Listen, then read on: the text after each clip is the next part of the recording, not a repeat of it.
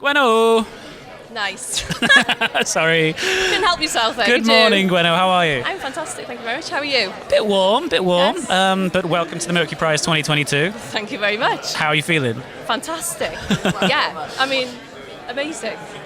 How does it feel to be nominated for a Mercury? It's just very surreal. I think probably that's your answer every time, isn't it? Just surreal, because it hasn't sunk in quite yet. I'm talking to you now, and I still, with this banner behind me, and I'm still not quite there. But amazing. I'm just trying to soak it all up.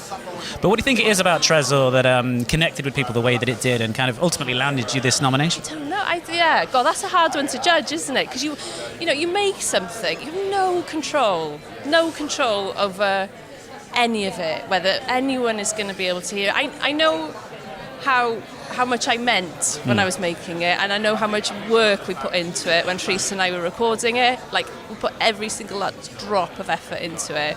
So I know there was a lot of love put into that record, and I think what's beautiful is that has translated, because you just don't know. You could put your life's work into something and it might not see the light of day. So just amazing. Amazing. And flying the flags for Heavenly Records as well.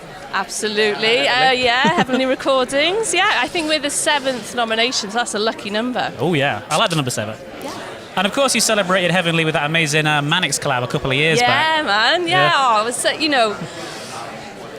the brilliant thing, beyond them being an incredible band, is how supportive they are. Like, you wouldn't believe how supportive they are with new acts. I mean, they've been so supportive with me and so many other artists as well. And you really need that, and especially like during lockdown and stuff. I mean, I did a remix for them as well, and it's just, it feels really nice that you have those acts that, are bigger, more successful, and they're still looking after everyone that's coming through as well. So, do you think you'll work with them again? They love a duet, don't they? Oh, I'd love to. Any opportunity. I mean, I love Manics, so absolutely, yeah.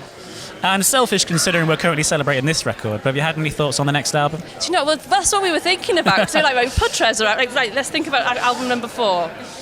So we are talking about it a lot. We discuss it, sort of brews for a really long time, and then something else happens, We always think we've got it all planned out. So I'm excited about making another record. I can't wait. I feel like we've only started, to be honest. I feel like we sort of found our feet with it, and we're just working through our creative process. Any thoughts on where you want to take the sound on the next album? Yeah, I think we're really interested in industrial, Celtic, quite heavy noises, and we sort of touched on that on a song called Adam, which is kind of in the middle of the record. And again, we made this record at home. There was no one else involved. Like, Therese mixed it as well. So I think we're doing a tour in September, and I think that will have a big influence and impact on the way we're doing things as well, because I haven't played with a live band since 2019. Yeah. So, yeah. And because of your history with the Pipettes, yes, I was going to ask if you were particularly aware of the weird indie sleaze phenomenon at the moment. Do you know, I think I did read an article about that. Yeah. I guess I am, yeah. Just remembering those sort of fishnet tights and all of those ripped band t-shirts and all of that stuff. Yeah. What do you think it is about that era that kind of is speaking to kids today?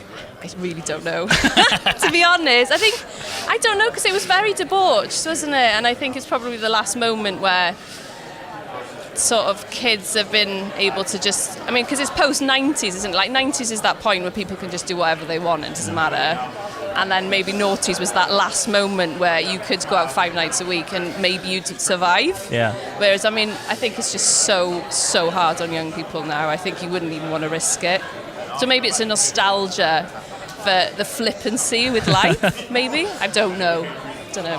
If the craving for the flippancy got high enough, would you consider a reunion tour? With the Pipettes? Yeah. Do you know what? I loved being in the Pipettes, and it was very much of its time and place. And I always feel there's some music, there's some art that just reflects a very specific moment. And I think that's what's brilliant about it. So it feels like, I don't know what the context would be for it to make sense. And that doesn't denounce it in any way, because I think it really reflected the time. Yeah. Like me at 23. So it feels like a really long time ago, which it is. And other than your own incredible album, if you were a betting person, Who would your money be on for the Mercury? Oh, that's a tough one. I never get it right. I'm really rubbish at that game, so I don't think I'd bet. I know that's sort of avoiding the question, really, but I just don't know.